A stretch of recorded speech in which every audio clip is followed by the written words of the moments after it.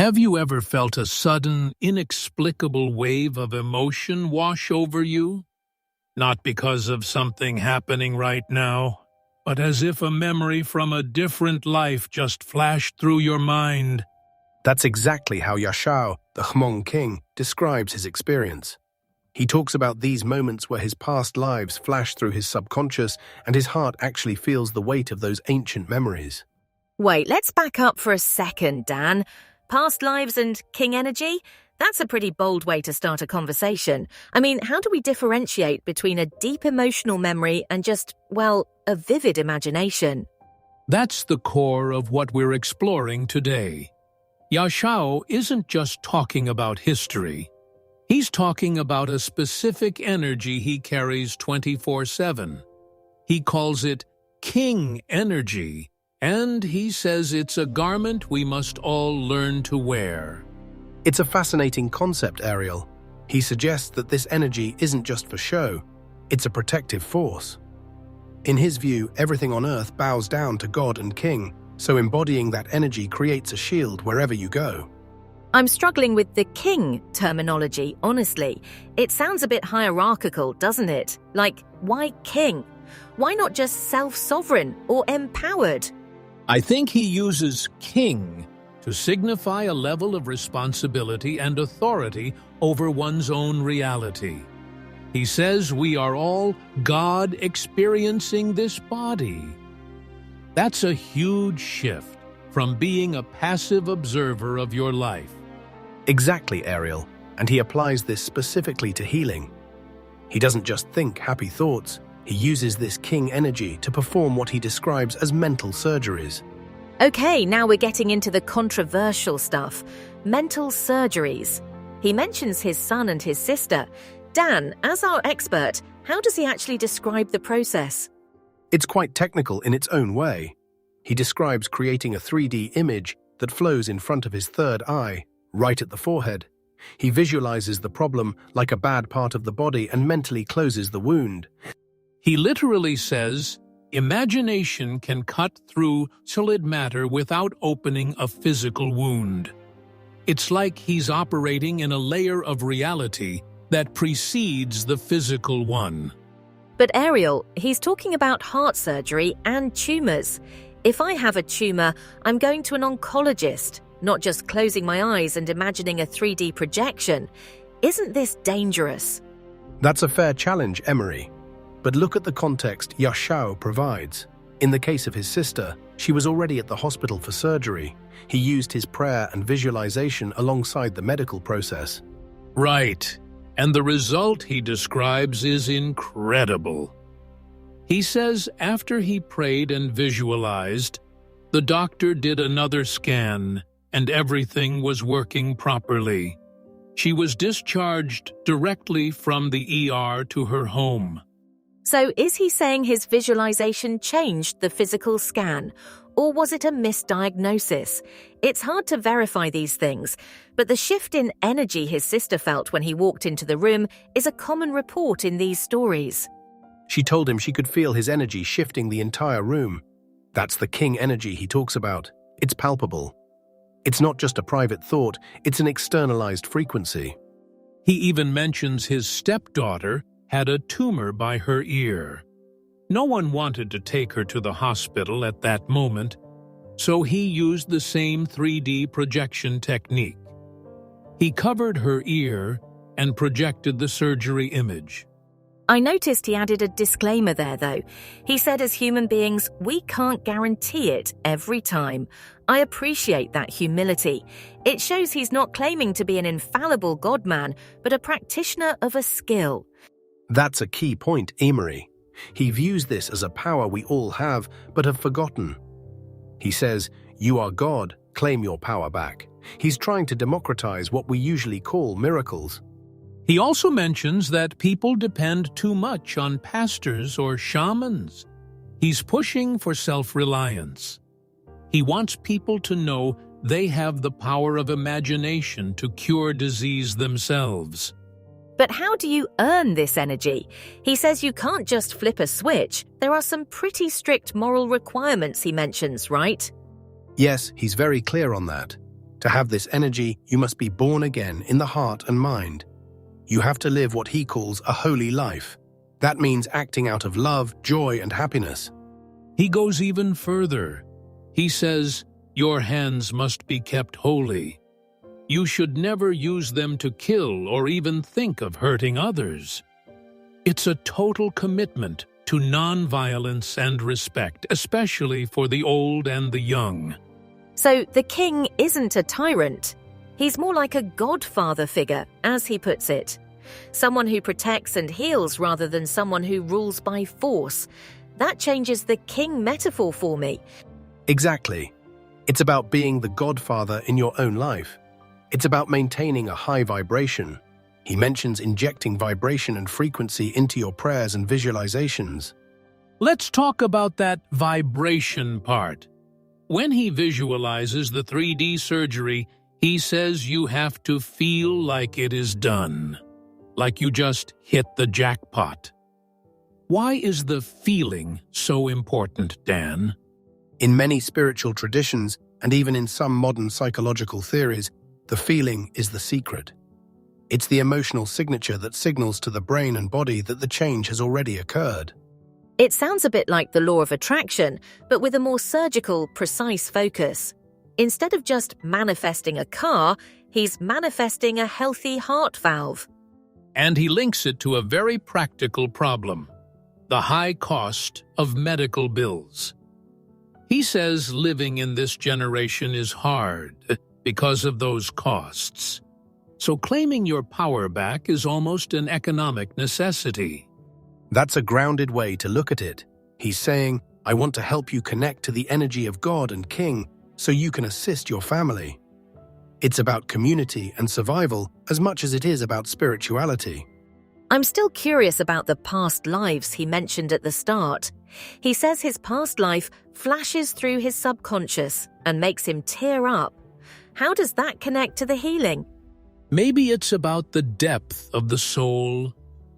If you believe you've lived many lifetimes, your perspective on a single illness or a single life changes.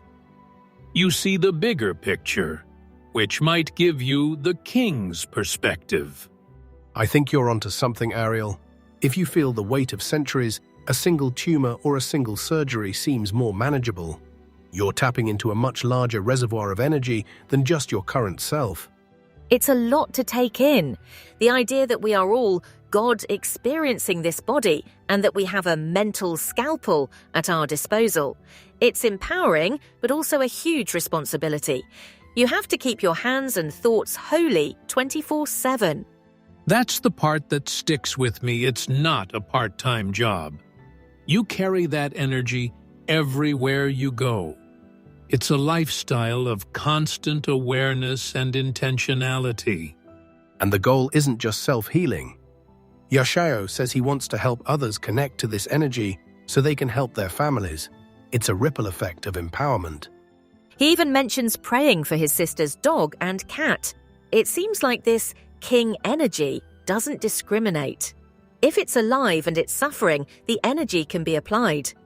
It really brings home the idea that imagination is a tool, not just a place to daydream. For Yahshao, imagination is the bridge between the divine and the physical. It reminds me of that quote he uses from Jesus, that the sick are there so that God can have glory. He interprets that as claim your power back here. Use the challenge as an opportunity to manifest your divine nature. So, if I'm listening to this and I want to start, what's the first step? Is it the 3D image or is it the holy life part? According to Yahshao, it sounds like they go hand in hand.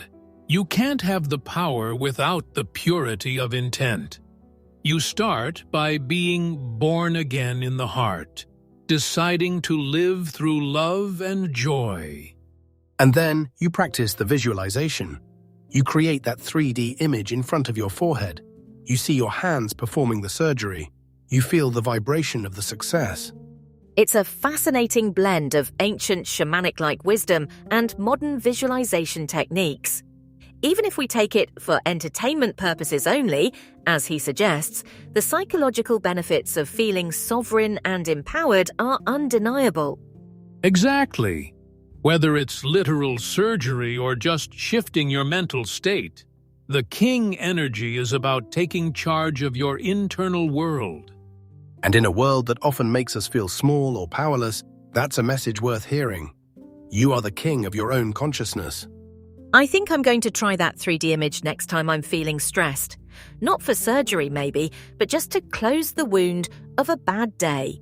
It's a powerful metaphor, if nothing else. That's a great place to start, Emery. Yahshao's journey from past lives to healing his family shows us that the mind has depths we're only beginning to understand. It's all about the frequency. If you can change your frequency, you can change your reality. That's the Hmong King's lesson for us today. Wait, let's dive a bit deeper into this 3D image concept. Dan, when he says it flows around in front of your forehead, what do you think is happening neurologically? Is this a form of hyper-lucid dreaming while awake? It sounds like a very intense form of externalized visualization. Most people visualize inside their heads, but Yahshao is talking about projecting it into the space in front of him. That requires a massive amount of focus and what we call spatial presence. So he's basically creating a piece of augmented reality, but using only his mind.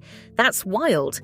If you can actually see the surgery happening in the air in front of you, your brain is going to fire as if it's really happening. And that's where the vibration and frequency come in. He says you have to inject those into the image. It's not just a flat picture, it's a living, vibrating model of health. Right, and he specifically mentions the third eye area. In many traditions, that's considered the seat of intuition and the gateway to higher consciousness. By focusing his energy there, he's tapping into a more potent creative force. I'm still stuck on the past life thing, though. He says he sees his past life and he tears up. Does he give any more detail on what those lives were? Is he always a king, or is he sometimes a commoner? He doesn't specify, but he says he carries king energy now. It implies that maybe he's learned the lessons of those past lives and has finally claimed his sovereignty. The tears might be a release of all the struggle it took to get here. That's a beautiful way to put it, Ariel. The king isn't just someone who was born into power, it's someone who has earned it through lifetimes of experience. It's a garment of the energy that you have to choose to wear. And he says everything on Earth bows down to that energy. That sounds almost like a command over the physical world. Like, if you truly embody this, the physical world has no choice but to align with your intent. It's a very high-stakes way of living. If you believe your thoughts and energy can heal a tumor or change a heart surgery outcome, then you have to be incredibly careful about what you think and feel. Which is why he emphasizes the holy life so much. You can't have that kind of power if you're filled with hate or greed. It would be like trying to run a high-voltage current through a rusty wire. You'd just burn out. So the holy life is the insulation for the wire. It allows the king energy to flow without destroying the person holding it. That makes sense from a structural perspective.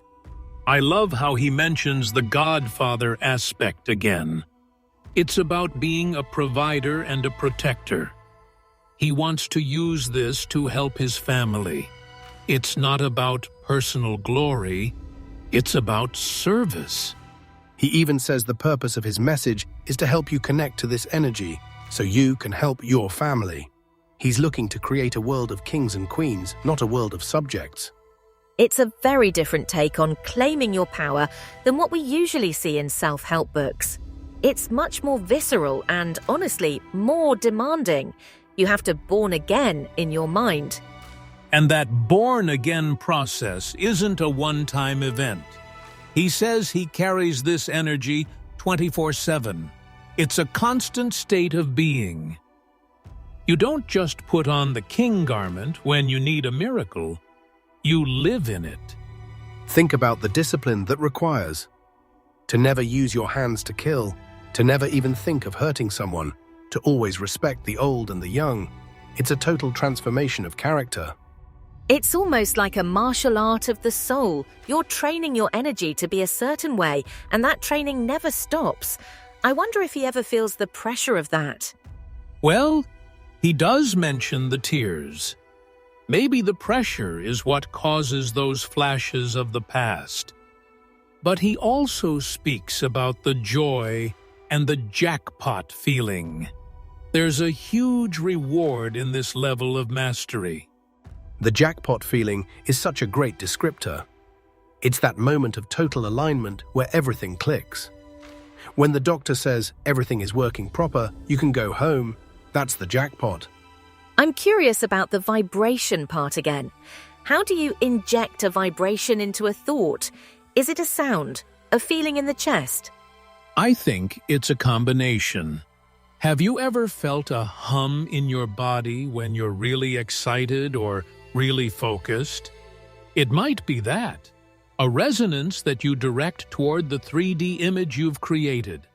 In some meditation practices, they talk about feeling the cells vibrate. If you can focus that internal energy and project it into your visualization, you're basically creating a biomagnetic field directed at a specific goal. And Yahshao says this can cut through solid matter. That's the part that really challenges our understanding of physics. But then again, we know that at the quantum level, solid matter is mostly empty space and energy. Exactly, Dan. If he's working at the level of energy, he's working at the foundation of what we perceive as solid. He's just rearranging the building blocks before they even become solid in our eyes. It's a perspective that requires a lot of faith, not necessarily religious faith, but faith in the power of one's own consciousness. He says, the sick is to make God have glory. You are God, claim your power back. That's a heavy statement. It's going to ruffle some feathers for sure. But if we look at it as God being the creative potential within every human, it becomes a call to action rather than a theological argument. And it's a call to action that's very relevant today. Like he said, medical bills are high. Life is hard. If we can find ways to tap into our own healing potential, it changes the game. He's providing a roadmap for self-empowerment that doesn't rely on external institutions. It's about what you can do with your own mind, your own heart, and your own energy. I think it's important to remember his disclaimer, though.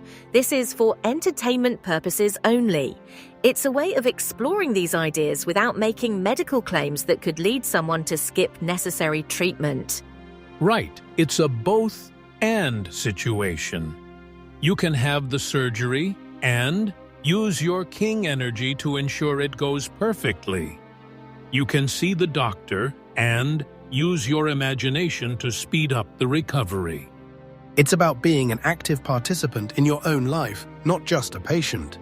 A king isn't a passive recipient of fate. A king shapes fate. I like that. A king shapes fate. It's a powerful mantra to take away from this. Whether you believe in past lives or 3D mental surgeries, the idea of taking full responsibility for your energy is life-changing. And doing it all from a place of love and joy. That's the secret ingredient. Without the love, it's just a technique. With the love, it's king energy. It's been a fascinating look into Yahshao's world. He's really challenging us to rethink what it means to be human and what our potential really is. It makes me want to go home and try that 3D visualization. Even if I'm just visualizing a better version of my own day, it's a step toward that king energy. Let's talk a bit more about the specific imagery Yahshao uses. He mentions the 3D image flowing around. Why do you think he emphasizes the flowing part, Dan? Flow suggests movement and life. If the image is static, it's dead. If it's flowing, it has the capacity to change and adapt. In a healing context, you want the energy to be moving, not stagnant. That makes sense. Stagnation is often associated with disease, while flow is associated with health. So by visualizing a flowing 3D image, he's mentally modeling the state of health he wants to achieve. And he's doing this with his eyes closed, focusing on that space in front of his forehead. It's a form of deep sensory deprivation that allows the internal image to become more real than the external world. That's a classic technique in high-level performance. Whether you're an athlete or a surgeon, the ability to see the success before it happens is what separates the masters from the amateurs. But Yahshao is taking it to a metaphysical level. He's not just seeing himself succeed, he's seeing the physical body change. He's closing the wound with his mind. It's almost like he's interacting with the blueprint of the body. If you can fix the blueprint, the building, the physical body has to follow suit. That's a perfect analogy, Ariel. The 3D image is the corrected blueprint. By holding that image with enough vibration and frequency, he's essentially printing a new reality into the physical world. I wonder how he discovered this. He says he's been living his life with this energy. Was it a sudden realization or something that developed over time through those past life flashes? He mentions that it's become a normal daily life for him now. That suggests it's a practiced skill. He's healed many people, and it's just part of who he is as Yahshao, the Hmong king. It's interesting that he still sees people living in the dark. That's his motivation for sharing this. He wants to be a light, to show people that they don't have to be victims of their circumstances. It's a message of extreme hope. Even in a generation where medical bills are high and life is hard, he's saying the power is literally in your head. Well, in front of your forehead, to be precise. And it all comes back to that king energy. It's not just a tool, it's a state of being. You have to wear the garments of that energy every single day. Which means you have to be vigilant. You can't let your energy drop into anger or fear. You have to keep it in that holy space of love and joy to maintain the power. That's the hardest part, isn't it? It's easy to be holy for 5 minutes of meditation. It's much harder to be holy when someone cuts you off in traffic or when you get a big bill in the mail. But that's exactly when the king energy is most needed. A king doesn't lose his cool because of a minor inconvenience. A king remains sovereign over his own emotional state.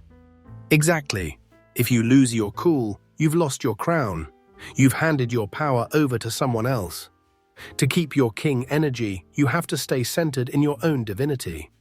So it's a form of radical emotional regulation. By staying in a state of love and joy, you're keeping your frequency high enough to perform those mental surgeries if needed. It's a complete system of living. Ethics, emotions, and visualization all working together to create a life of power and service. And it's accessible to everyone. That's the most important part of Yahshao's message.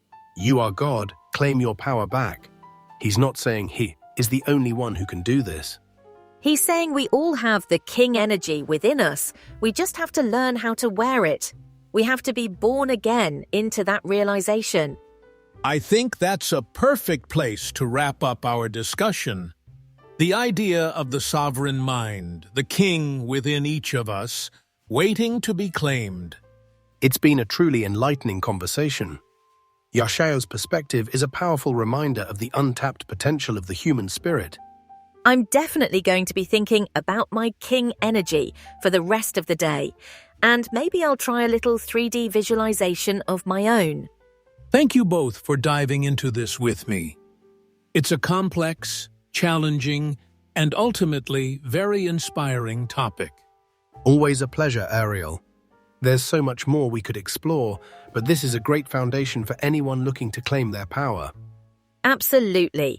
Let's all go out and try to live a little more holy and joyful today. Who knows what miracles might happen? Well said, Emery. Until next time, keep exploring the depths of your own mind, and remember to wear your king energy with pride. Let me add one last thing about the past life flashes. Yahshao says, "If sometimes you see my tear, don't mind me." That's such a human moment in a very supernatural story. It shows that even a king has a heart that feels deeply. It's not about being a robot. It's about being more human, not less. Exactly. The energy comes from the heart. The 3D image comes from the mind.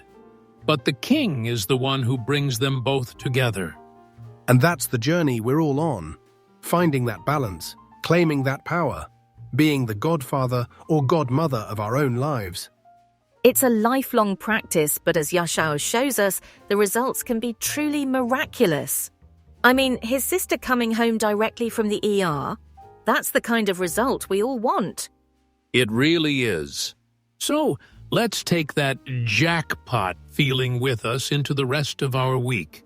Let's see what we can cut through with our own imaginations. I love that. Inject the feel that it is done. That's my new favorite phrase. Mine too, Dan. It's done. The king has entered the building. And on that note, we'll see you in the next episode. Stay sovereign, everyone. Actually, Ariel, before we go, I was thinking about the dog and cat mention. It's such a small detail, but it says so much about the scope of this energy. You're right, Dan. It's not just for humans. It's for all living things. It's a universal frequency of care and restoration. It makes me think about how we treat our environment too. If we carried king energy into nature or into our neighborhoods, imagine the healing that could happen there. That's the godfather role on a global scale. Protecting and nurturing everything within your domain. And your domain is whatever your mind can reach. It's a beautiful expansion of the concept. It starts with the self, moves to the family, and eventually reaches out to the whole world. It's a big vision, but as Yahshao says, everything in the earth bows down to God and King. If we can align with that, there's nothing we can't handle. Even those high medical bills, or the tumors of our modern society, we have the tools to visualize a better way. We just have to be brave enough to use them. To close our eyes, create that 3D image, and feel the vibration of the solution. And to keep our hands holy while we do it. That's the part I'll keep reminding myself of. The power is in the purity. Exactly, Emery. Power without purity is just a storm. Power with purity is a king energy that heals. Okay, now we really are at the end. Thank you both for this incredible journey through the mind of Yahshao, the Hmong King. It's been a pleasure. I'm leaving this conversation feeling a lot more sovereign than when we started. Me too. Let's go out and claim our power back. See you next time, everyone. And remember, the 3D image is waiting for you to create it. Wait, I just had one last thought. Dan, you mentioned neuroplasticity earlier. How does that tie into the born-again mind? Oh, it's perfectly aligned, Emery. When you change your thoughts and emotions consistently, like living a holy life 24/7, you're literally rewiring your brain. You're creating new neural pathways that support that king energy. So being born again is actually a biological process as much as a spiritual one. You're building a brain that is capable of sustaining a higher frequency. That makes it feel even more grounded. It's not just magic, it's an intentional practice of self-directed evolution. Precisely. Yahshao is essentially a master of his own neurobiology. He's used his imagination to trigger healing responses that most of us never tap into. It's like he's given us the manual for a superpower we all have, but didn't know how to turn on. The 3D image is the switch. And the holy life is the power source. It all fits together so logically when you look at it that way. It really does. It's a complete technology of the self. I'm so glad we added that last bit. It really rounds out the learn aspect of today's show. We're not just talking about ideas. We're talking about a practical way to evolve. Absolutely. I feel like I have a much better handle on how to apply this now. It's about consistency and intent. Consistency is key, 24/7, as Yahshao says. You don't take the garment off. Well, let's go keep those garments on then. Thank you all for listening, and we'll catch you in the next episode. Take care, everyone. Stay royal. And stay holy. Goodbye. Wait, one more thing.